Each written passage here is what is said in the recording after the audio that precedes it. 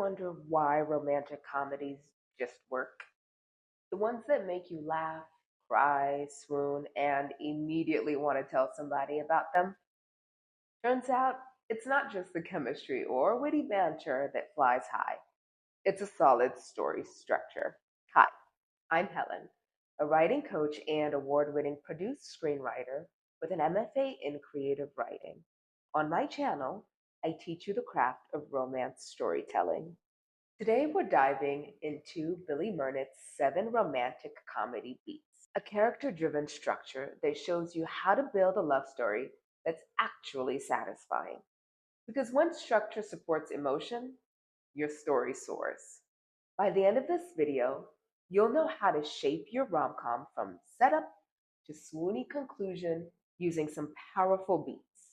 Every rom com begins with someone who is so not ready for love.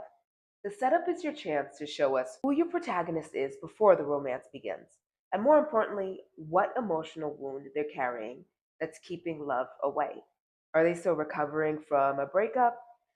Maybe they're cynical or a cynical workaholic, or they could be hiding behind perfectionism.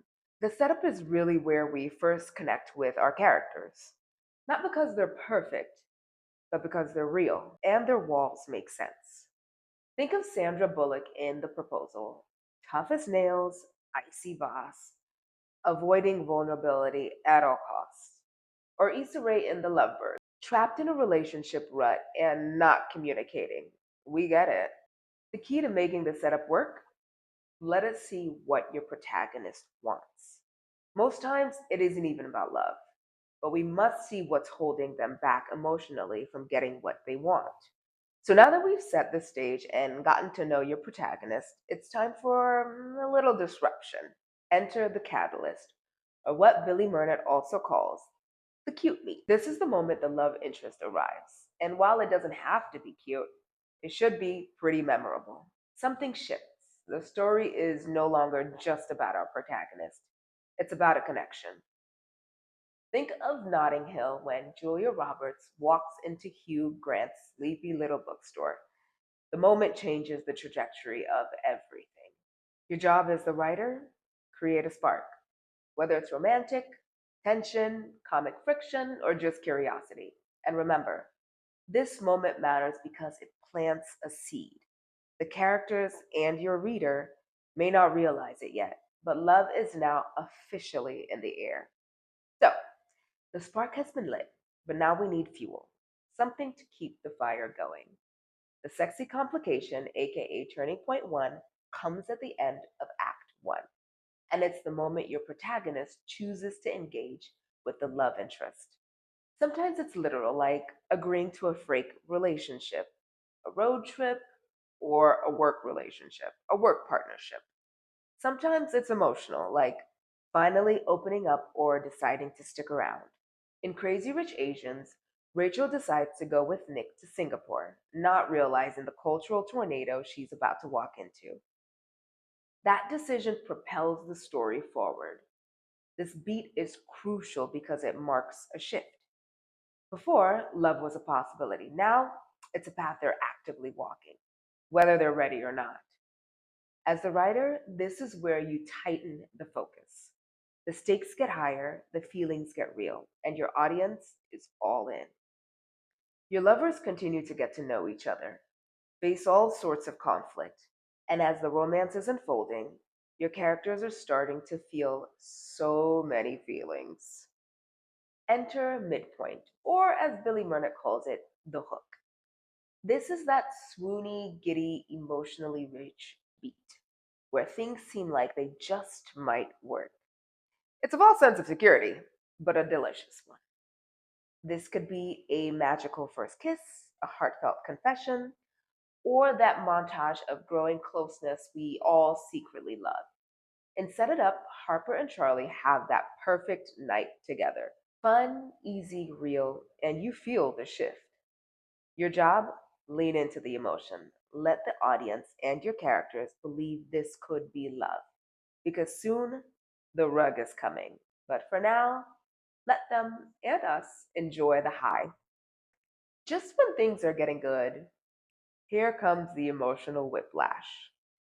The swivel is the moment when something shifts, and not in a good way.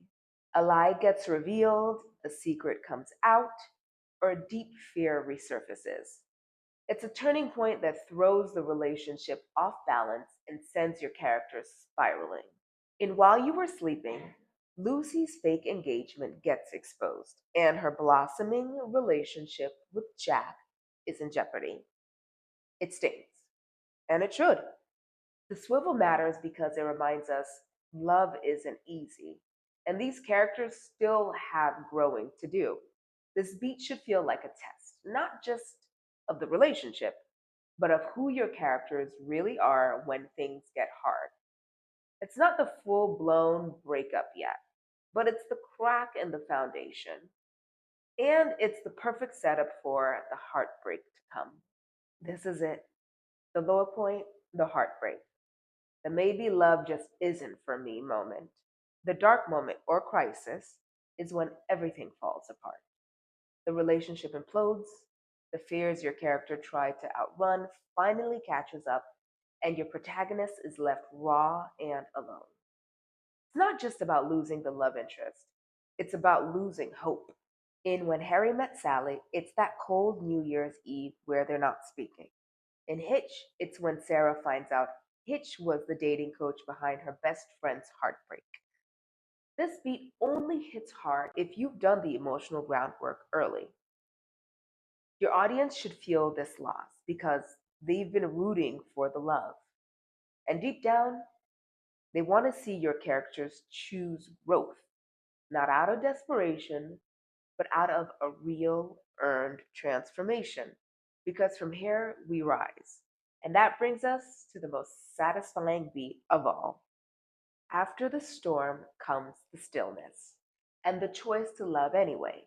The final beat is what Billy Mernit calls joyful defeat. It's when the protagonist surrenders, not to another person, but to their own emotional truth. They let go of control, fear, or pride and choose vulnerability. It's joyful because it's hard earned. In 10 Things I Hate About You, the moment comes when Kat reads her poem in class, cracking open her whole heart. These are not just romantic wins, they're emotional victories. Your character doesn't have to end up with your love interest, though we love when they do, but they must end up changed, braver, softer, more themselves. That's what makes a rom com unforgettable. Not just the kiss, but the journey to earn it. So there you go. Billy Mernit's 7 beats that turn romantic comedies from cute to compelling. These aren't just plot points, they're emotional mile markers that help your characters and readers fall in love in a way that feels earned.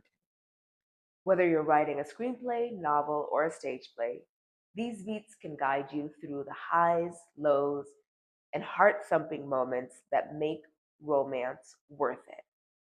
You've got the tools, now go build something beautiful. Want to see another way to shape your love story? Watch the final video in this series where I break down Michael Haig's 6 stage story structure, perfect for emotional, character driven romance arcs. And if you need help structuring your story, developing compelling characters, or getting unstuck, I offer one on one coaching for romance writers. Details are in the description below. Until next time, love, Helen.